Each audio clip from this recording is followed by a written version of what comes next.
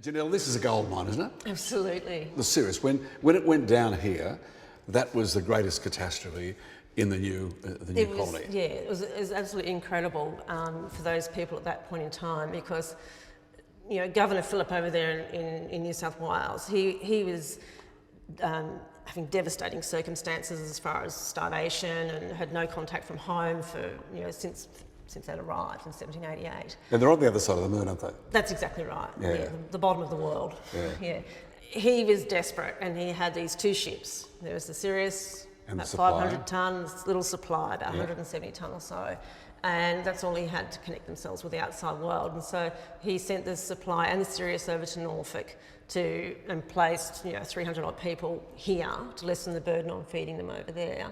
There's more food here than what there was over in New South Wales. Yes. And then, of course, we know that, you know, the ships arrived here on the 16th of March. I floated all the people, and then on the 19th of March, they had to go out to sea for a few days because the seas came up.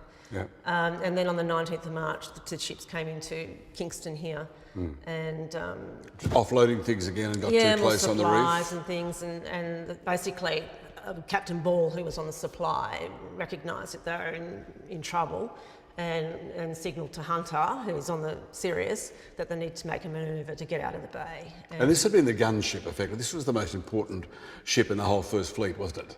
It was the lead ship, It was the flagship of the First Fleet. Yeah. Yes. Which again makes it more devastating when it goes down. That's right. And he would have then thought, without the Sirius, he's got no way of going to China, going back to England. No. He's on his own. All he had was the supply.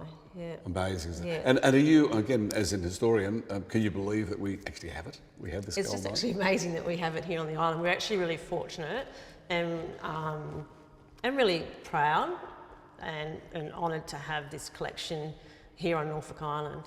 It sat out there for 200 years, didn't it? Yes, yeah. Until it was then in the 1980s, late 80s? Yeah, it was in 1980s that there was the bicentennial project, and they thought that, of course, this would be ideal as a project. First of all, in 1983, they sent over a group to determine whether there's actually much material left out there, because we always knew it was there. The material that we have around us here, these 1.7 tonne worth of wrought iron and these unique, rare carronades.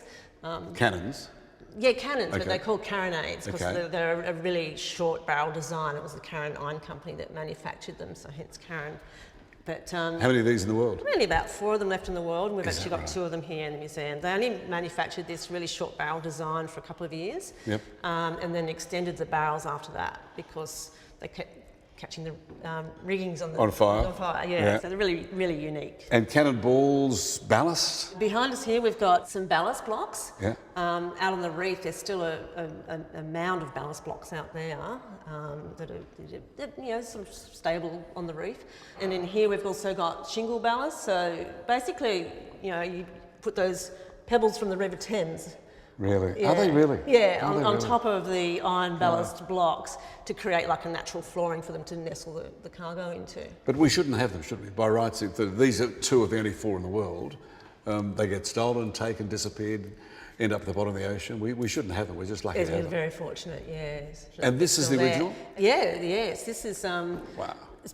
the texture of this is just amazing, I think. But it's the way that they manufactured anchors in those days. So it's wrought iron, so it's the molten rods of metal beaten together. So you get that corrosion, effect through. It looks like it's timber or something like that, but It looks like a work of art. it is. It's gorgeous. Yeah. And around us here, then, you say a gold mine, but there is nowhere in the world that has a collection like this.